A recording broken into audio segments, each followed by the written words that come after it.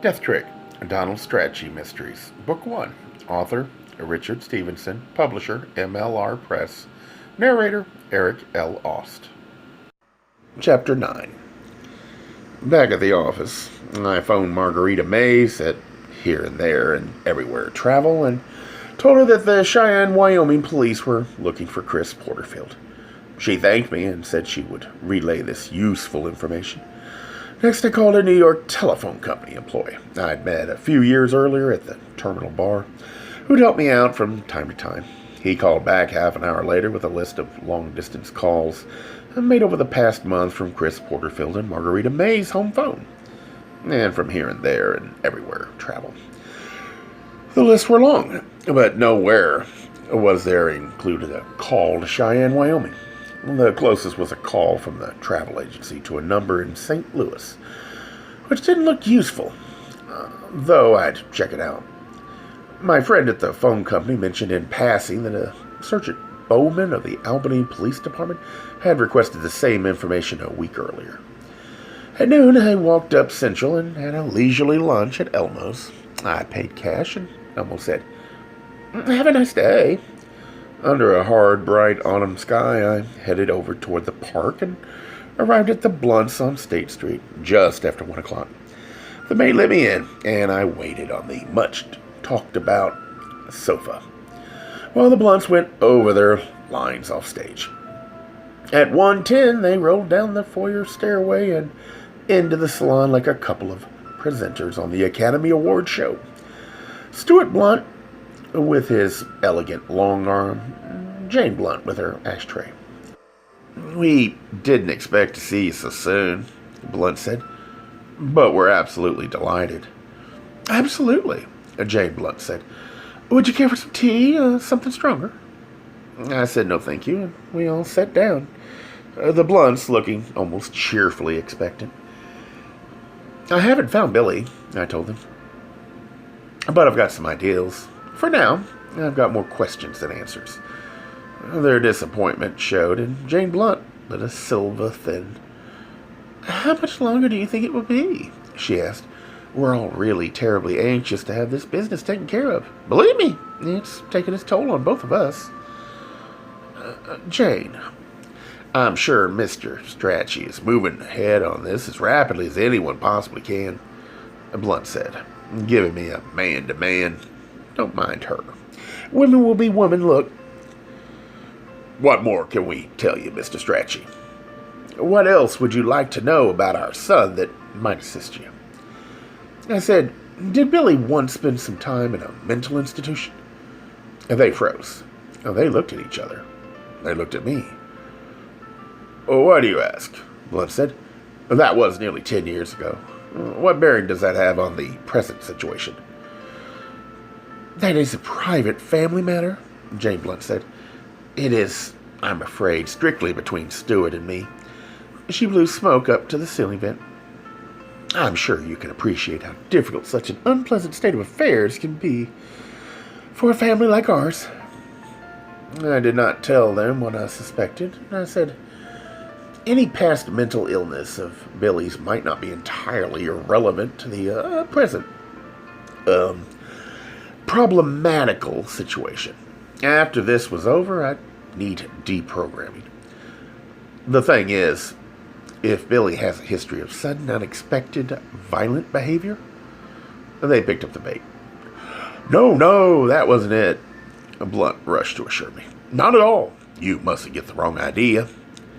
"As we explained on Friday," Jane Blunt said in a voice I supposed she had honed over the years on the maid, "Billy was not a violent boy. He was contentious and impossible at times, of course, but invariably he kept his temper. Billy got that from Stuart's side of the family, I suppose. We Hardimans are more passionate by nature, though of course not excessively demonstrative." Stuart Blunt winked at me. I said, "What was the nature of Billy's illness? Once I know, I can relax about it and drop the subject." "Mr. Strachey," Jane Blunt said, her passionate nature asserting itself, "I believe we hired you simply to..." No, no, Jane. Let me put Mr. Strachey's mind at ease. There'll be no harm in that I can see. She sighed heavily and stubbed out a cigarette. Billy's problem, Blunt said, was a problem of social adjustment. He was in no way a menace to society, only to himself. Just himself. He looked at me evenly, waiting. He knew that I knew. Jane Blunt glowered at the chandelier. And was the social adjustment problem ironed out? I asked. Blunt said icily. I think you know the answer to that, Mr. Strachey. Now then, what can we tell you that will help you locate our son and bring him back to us? That's what we're here for, isn't it? I said, who is Chris Porterfield? They both looked at the walls and thought about this. The name sounds familiar, Blunt said, but I can't place it. Is he a friend of Billy's? Jane Blunt asked. I said yes. That was what I'd heard. An old friend, I said. Perhaps from Billy's Elwell school days? Blunt said. No, Stuart. I would very much doubt that. Billy has never kept in touch with his schoolmates. Understandable as that may be in Billy's case, it is a pity in a way. Those ties can be so important in later life. Or from Albany State, Sonny Blunt said. For what that would be worth, she lit another cigarette. Blunt said, is this Chris someone Billy might have gone to for help? I told them yes, and that I was making progress in locating Chris Porterfield. Then I said, I spoke with Sergeant Bowman, the police detective. He tells me you two identified Billy's voice on the tape of the phone call notifying the police of the killing. She squirmed inwardly, but he let it show. What would have been the point of lying? Blunt said. Someone else who knew Billy would have identified him at some point in time in the course of events, and in point of fact, the only significance of the tape is that it demonstrates that Billy reported the crime. Father recommends son for citizenship award. You're sure it's Billy's voice? We are certain, Jane Blunt snapped. We know the voice of our son. Now, what else do you want from us? Another $500, I said. I expect to have to do some traveling. They gave me the check and all but shoved me out the door. I walked across State Street and into the park. The weather was warming up again. Fickle October. And I lay down in the grass under the high white sky. The ground was damp and cold. I got up and sat on a bench. I wanted a cigarette. I'd quit soon after I met Timmy, when it had suddenly occurred to me that I wanted to live for a long, long time. I just checked them out one night, and Timmy had put up with my cruelty for the week it took to get unhooked. I wanted one for the calming narcotic effect they'd always had on me. I guessed what I was feeling was the blunt effect. I thought half a joint would be nice, and I knew who'd have one. The man I was planning to call on next. I walked back to Central and down to my bank and bought $500 worth of traveler's checks with the money the Blunts had just used to purchase my speedy departure. I made my way back up to Lexington, then and rattled Frank Zimka's front door. After a time, it opened. He looked at me and blinked himself awake. "No, hi. Come in." He was shirtless and barefooted in stained red bikini briefs. His old man's face was unshaven and looked unfocused from the inside out. In his state of relative undress, the contrast between Zimka's ravaged face and his slim, smooth swimmer's body was even more striking, and the clinging briefs made clear how he'd been able to stay in business as a prostitute.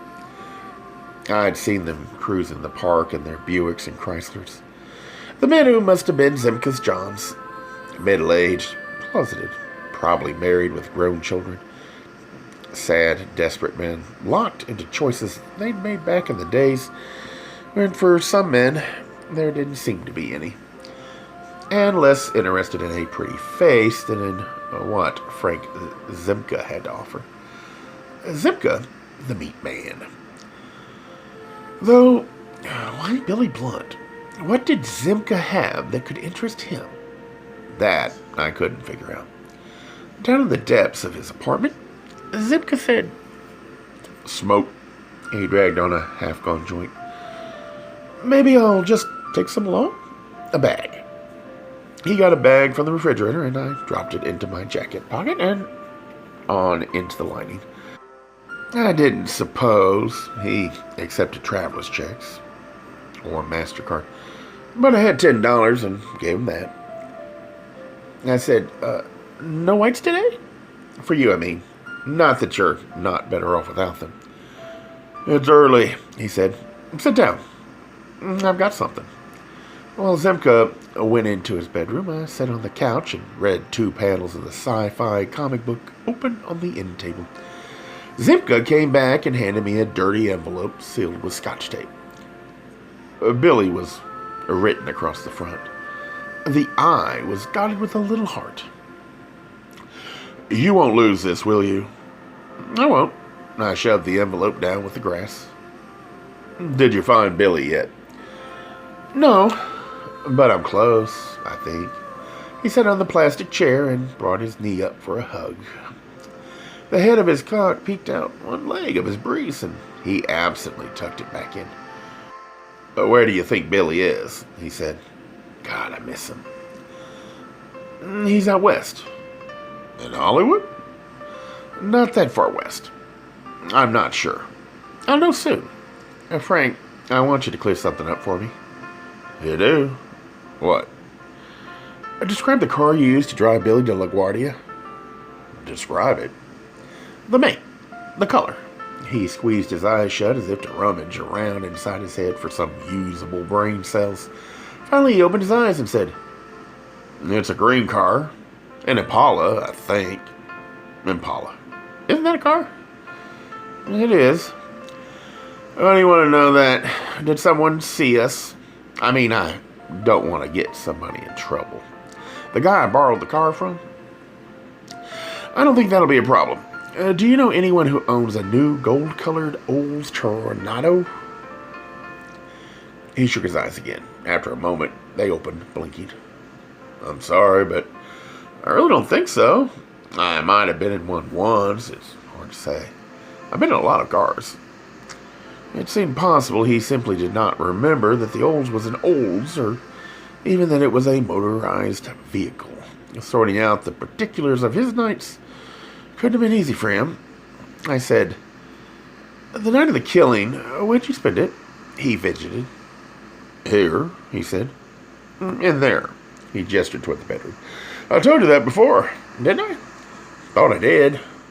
"Who's been asking about me?" "Were you alone?" "No." "Who is it who wants to know about that?" "For now, I do. Were you here around 1? "I said I was here all that night. A guy. Somebody had called around 11:30 and came over at 12, I think. Yeah, that's what happened.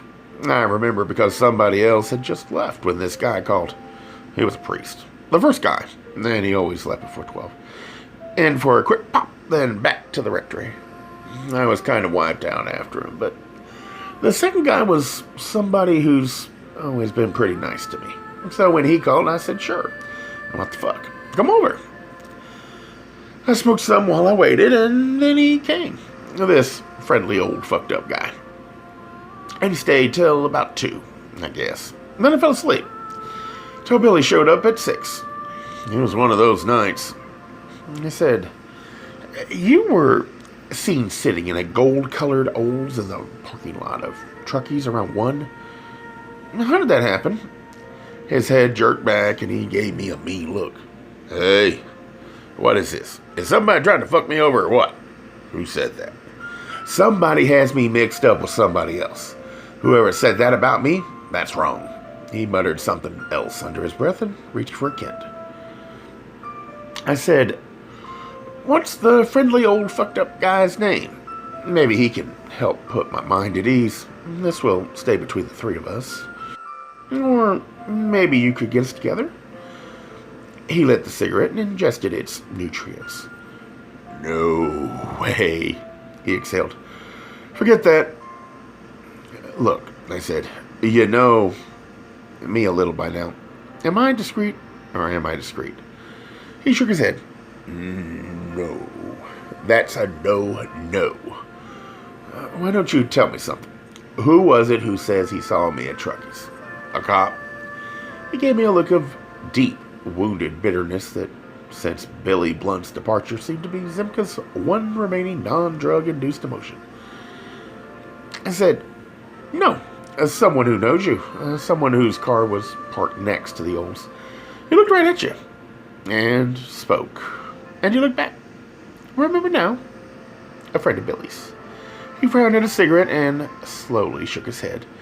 Then, as if he were about to remember something, he squeezed his eyes shut and said, well, maybe no. It must have been another night. I was out there. Or maybe I was stoned. I don't think so, though. It's hard to remember. My mind does weird things sometimes. Do you know Mike Truckman? Sure. Why? Who wants to know? Everybody knows Mike. Is Mike one of your Johns? Look, I said certain things are confidential. Did you meet Mike that night? God damn it to shit. I told you I was with these two other guys. Now, who is it that's telling these lies about me? Did Mike say that? No. Give me the names of the priest and the fucked up old guy, and then maybe we can clear this up and I'll drop it. No. Oh, no. I can't do that. Hey, shit. Am I gonna go and get in trouble? I don't know. Oh, God. That's all I need. Cops. I'm so fucked up. So fucking fucked up. He selected a pill from the 8 whites lying openly on the end table and placed it on his tongue. A Gay Mysteries audiobooks. I think it is easy to hate a label, but a face humanizes the word. So this effort is twofold. To offer comfort to those like myself that your world didn't end because you don't fit into the view of acceptable society on both sides. And in hopes of helping those with family that are LGBTQ, that it doesn't mean we are aliens from the child they once knew. Reassure them so they can maybe be supportive at the same time, being true to their values.